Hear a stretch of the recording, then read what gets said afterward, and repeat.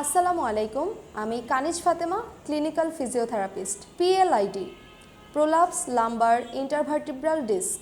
আমাদের দেশের অনেকেই এই পিএলআইডি জনিত কোমর ব্যথায় আক্রান্ত। পিএলআইডি মূলত কী?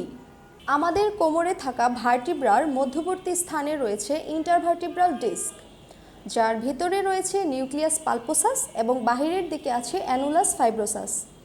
কোনো কারণে যদি এই অ্যানুলাস ফাইব্রোসাসের ক্ষয় হয় এবং ছিঁড়ে যায়, তখন ভেতরের নিউক্লিয়াস পালপোসাস বাহিরের দিকে চলে আসে এবং ভার্টিব্রার চারপাশে অবস্থিত নার্ভ বা স্নায়ুর উপর চাপ দেয়। যখন এই নার্ভের উপর চাপ সৃষ্টি হয়, তখনই আমাদের পিএলআইডি জনিত কোমর ব্যথা শুরু হয়ে যায়। এখন আমরা আসি কেন এই চাপ সৃষ্টি হয়।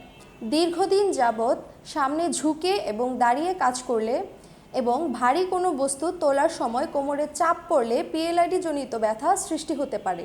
অনেক রোগীর ক্ষেত্রে পিএলআইডির ব্যথা রাতের দিকে তীব্রতর হয়। অনেক সময় হাঁটা শুরু করলে ব্যথার জন্য পা অসাড় হয়ে আসে। সমাধান কি? ওষুধ খেলে সাময়িকভাবে পিএলআইডি জনিত কোমর ব্যথা কমানো সম্ভব, কিন্তু দীর্ঘস্থায়ীভাবে পিএলআইডির ব্যথা কমানোর জন্য আমাদের এখানে রয়েছে অত্যাধুনিক চিকিৎসা পদ্ধতি। রয়েছে pulse electromagnetic field therapy, acupuncture therapy, ওজন থেরাপি এবং টেকার থেরাপি, যার মাধ্যমে পিএলআইডি জনিত কোমর ব্যথার সমস্যা শতভাগ সমাধান করা সম্ভব।